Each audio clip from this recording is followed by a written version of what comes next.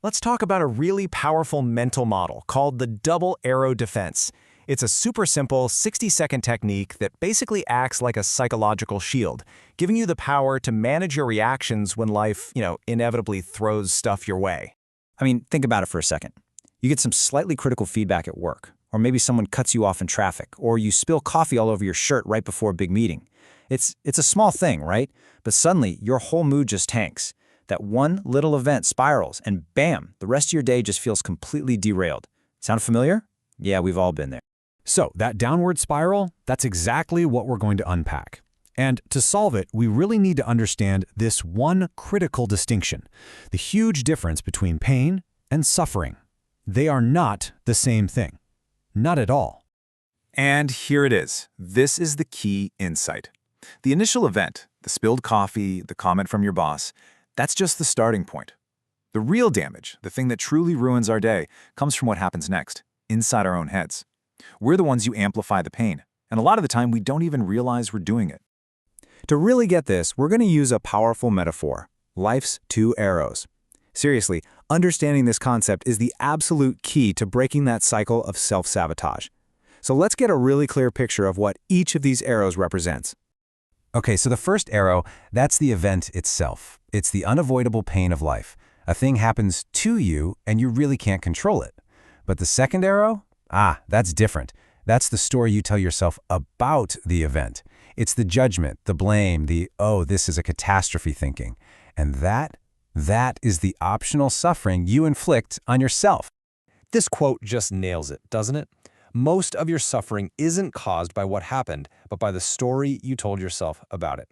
That second arrow, the story, that's where all of our power is. So where do these stories even come from? Well, it turns out we all have this ridiculously productive author living inside our heads, just constantly churning out narratives.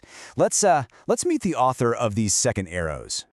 Our mind is a brilliant fiction writer. I mean, it can build entire worlds in seconds. The problem, when it gets hit with a negative event, that first arrow, its default setting is often to write a horror story. And look, this isn't some kind of design flaw. It's an ancient survival mechanism. Our brains are wired with a negativity bias to scan for threats, to create worst-case scenarios to keep us safe from, saber-toothed tigers. The issue is that ancient software is now overreacting to modern problems, and it's manufacturing these nightmares of self-doubt and anxiety that just don't exist in reality. And these nightmare stories probably sound pretty familiar, right? After you get that little bit of feedback, the story isn't, okay, cool, something to work on. No, the story is, they probably think I'm incompetent, or, see, I always mess things up.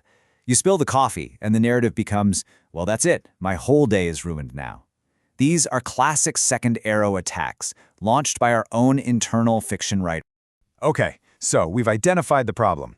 First arrows cause pain, but it's the second arrows our own minds fire that cause the real, lasting suffering. So how do we stop it? Well, the solution is a technique called the spiral interrupt. The goal of the spiral interrupt is right there in the name. You want to interrupt that negative spiral of storytelling before it completely takes over. It's about recognizing that you're aiming that second arrow right at yourself and making a conscious choice to just drop it. And it's so simple. First, you notice the story. The second you feel that emotional sting getting worse, just pause and ask yourself, wait, what's the story I'm telling myself right now? The next step is to name the second arrow. You literally just say to yourself, okay, this feeling, this is the second arrow. This is optional suffering.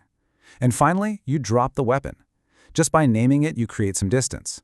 You see the story for what it is, a fiction, and you can choose not to fire that arrow. And this all brings us to the real goal. It's not about trying to build a life where no first arrows ever hit you, because that's impossible. The real skill, the real goal, is to become an expert at dodging that second one. Your real power isn't in trying to control the outside world. It's in controlling your internal response. The first arrow is completely out of your hands, but that second arrow, that is always your choice. You get to decide whether or not you fire it. See, mastering this spiral interrupt builds this incredible psychological shield. It doesn't stop the pain, that's just part of being alive. But what it does is it decouples that initial pain from the long, drawn-out, optional suffering that we so often pile on top of it. So, I'll just leave you with this final thought. Life is going to fire another arrow your way. That's a guarantee. It's not a question of if, it's just a question of when. It might be in 10 minutes. It might be tomorrow. The real question is, now that you know the difference, how will you choose to respond?